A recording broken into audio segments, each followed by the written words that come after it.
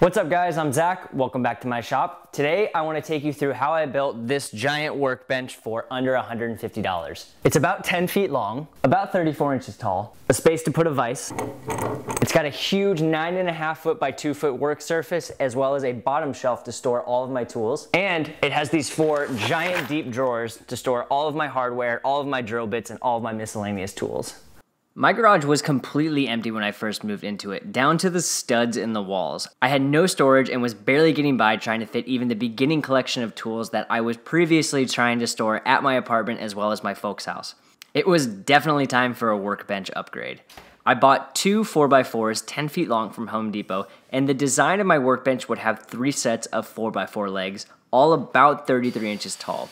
I began by marking out and cutting my 4x4s to length on the miter saw. These 4x4s weren't in the best shape, but this bench is for function, not aesthetics so much, so I wasn't too worried about it. Now structurally, my plan was to cut large dados in each of the 4x4s to house 2x4s that would bridge all 3 legs together.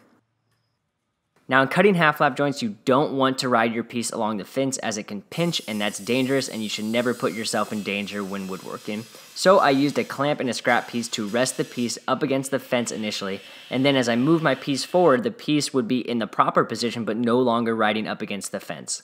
Then I just repeated the process over and over until I had hogged out all of the material, and then I repeated it for all 6 legs. And this made me realize that a dado stack should be next on my list for purchasing. I then did the exact same thing but for the bottom of my legs. This bottom section was meant to support a second shelf below for more storage. Now I don't have a crosscut sled, and that is probably the safest way to do these cuts, but having a miter gauge is also sufficient. And I checked after I made my first cut to make sure I was doing it correctly, and then it was just rinse and repeat for all 6 legs. Next up, I needed to cut my horizontal stretchers to all just be under 10 feet long.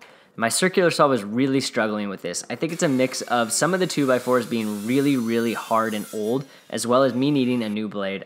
Next, I could begin assembly. So I laid out 3 legs on my assembly table and then spaced them out evenly. I then laid in one of my 2x4s and lined it up to the edges. And you can see how the half lap joints allow a 2x4 to go all the way into the piece at the end. So now it was time to actually assemble. So I put in some glue, spread it out evenly, and squared things up, and then drove in some 2.5-inch screws to bring everything together.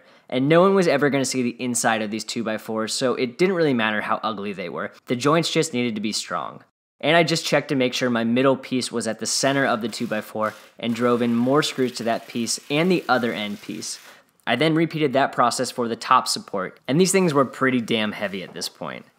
Next, it was time to bring my 2 sets of legs together. But before I did that, I needed to clear out the area. Now, I wanted my bench to be about 2 feet deep. This was mostly to keep the work surface large, but without it sticking so far off the wall that it became a hindrance to my overall workspace. I cut down my spacers for the top on the miter saw, and here's where you can see why I cut my joints so that the top stretcher would be proud of the 4x4.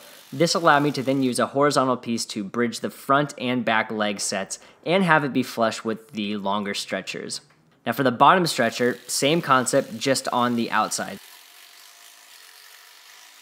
I decided it would be smart to add more horizontal support underneath the bench top to keep things from slumping down the road. And these were a tight fit, so I just used a mallet to hammer them into place, and then assembled everything with just screws. Now my dad was over for the day, so I utilized some extra hands to help me rip down the sheets of plywood. It makes ripping huge pieces of wood down to manageable sizes much easier having an extra set of hands. Now originally I wanted to design my bench to just use 1 piece of plywood, but the space that I had allowed for a bench to be about 10 feet long, which meant buying an extra sheet. Which wasn't a big deal because like any scrap plywood, there's always going to be a use for it outside of your current project.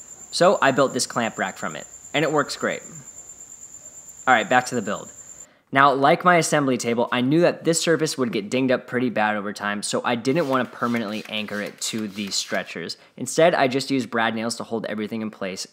The bottom shelf was a bit trickier. I needed to mark out and cut away notches so that the sheet could slide into the center, but then also lay flat and flush with the outside border. This was a bit of work, but using a speed square and a jigsaw to cut things out made it quick. Now, like I said, because this was over 8 feet long, the last thing I had to do was cut additional plywood down to size. First using a circular saw, and then my table saw to cross-cut everything to a final length.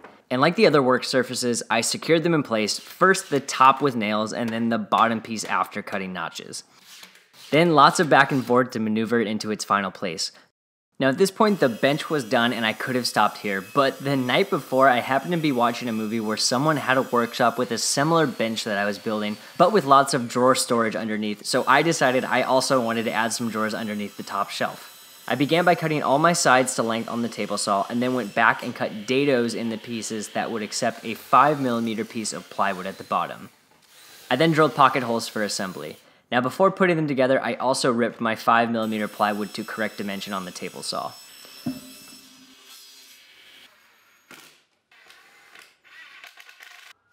Now for the drawer slides, I didn't want to make this project any more expensive than it needed to be, which meant I didn't want to go to the store to buy anything. So I decided that functionally using some thin pieces of plywood to create mounts was more than sufficient.